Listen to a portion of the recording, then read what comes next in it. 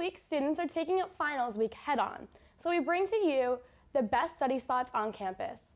Later, we have some quirky methods to distress to relieve that finals anxiety.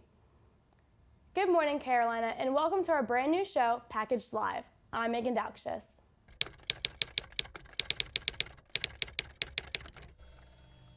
Finals week has arrived, Gamecocks. This means long hours of studying, kissing up to those professors, and lots of stress and anxiety. Most students find themselves cooped up in T-Coop for days, but today we're being joined by Packaged Live producers Tatum and Brianna to show you their alternative favorite spots to cram for those papers and drool over those notes. Coffee shops have always been one of my favorite places to study. The atmosphere, the Wi-Fi, and the drinks, of course. And today we are here at Cool Beans, a local Columbia coffee shop in the heart of UofSC campus. So I usually come to Cool Beans, usually with my friends. I'm here with my friend today. It's super nice to do work with my friends. It makes it a little more manageable, more bearable. I totally love coming to coffee shops because it's like a super chill atmosphere, really low pressure compared to the library. Super intense, like fluorescent lights drive me crazy. So I love it here. The coffee's great, atmosphere's awesome.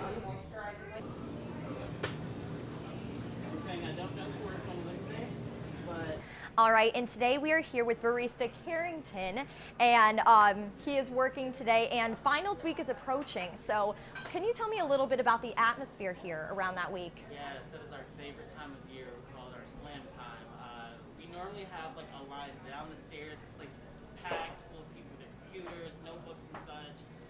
It's really good business time, and we see basically everyone on campus. We love it. Awesome. Well, thank you, Carrington. And we are going to bounce back over to Brianna to show us one of our other favorite studying spots. If Cool Beans isn't your style because of the dim lighting, don't fret. We have the UofSC Science and Technology building, and this has a brand new rooftop. And with the brand new rooftop, there are power outlets for you, so you can stay juiced as you study hard. Thank you, Tatum and Brianna. I know I'm a big fan of both of those spots, a good blend of indoor and outdoor ambiance, and of course, you gotta get your coffee filled. My recent favorite place to study has been outside by the humanities buildings, but only when it's warm enough to study outside because it's been a little chilly here.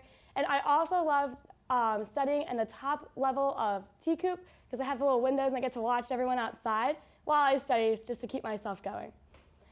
Crocheting is a stress reliever that has probably never come to mind because it's your grandma's favorite pastime, but don't make that mistake twice. A lot of students have recently been transforming the grandma trend into something that fits their aesthetic. And the added benefit? It relieves stress, which is crucial as we step into final season.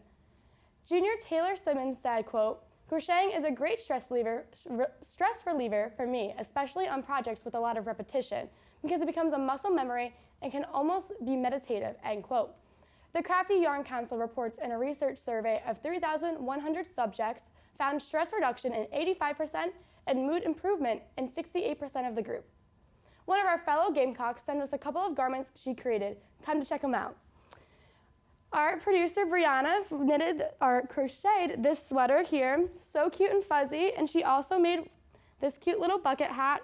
So great to keep your stress down. I recommend crocheting. If needles and yarn aren't a little too structured to relieve that stress, fellow students have also enjoyed making DIY room decor, paintings on tote bags, and making collages.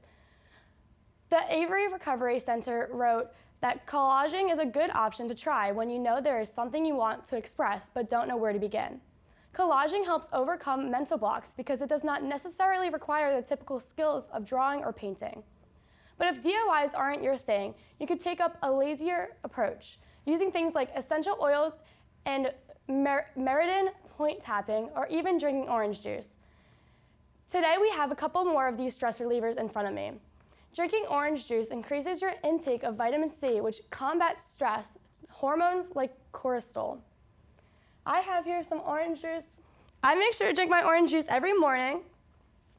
I have it with every breakfast, so definitely grab a cup of orange juice this morning. We also have a couple of essential oils here. We have peppermint and eucalyptus, and lavender. So good. I love the smell. I have a diffuser in my dorm. I love it, and it definitely is nice calming when I'm studying. Two of the more important ones are lavender and peppermint, which work quite opposite from each other. You can use lavender to calm your nerves and anxiety when you've been working yourself way too hard. And you can use peppermint to give you a natural boost of energy and added focus. If you don't have juice or essential oils on hand, Meridian tapping uses just your body to send stress-relieving signals to your brain. Your body's energy channels can be mapped out through Meridian points, and when negative emotions such as stress and anxiety are flowing through the body, we can restore the body's energy balance through tapping on these points. For example, you have a Meridian point on your side of your palm, right on your collarbone, and your chin. Psychologists and psychotherapists recommend rotating between a couple points and tapping about 5 to 7 times with your fingertips. I know I'm going to be so ready for my exams next week. Make sure to study hard, Gamecocks, and use the stress-relieving tips to have the smoothest final week of your life. That's all we have for you this week, Gamecocks. Be sure to follow us on Instagram, Twitter, and Facebook at SGTV at UofSC. To keep up with things USC and subscribe to our news brief, SGTV Recap, in time to get the next edition on Monday. For SGTV News 4, I'm Megan Dowkshius.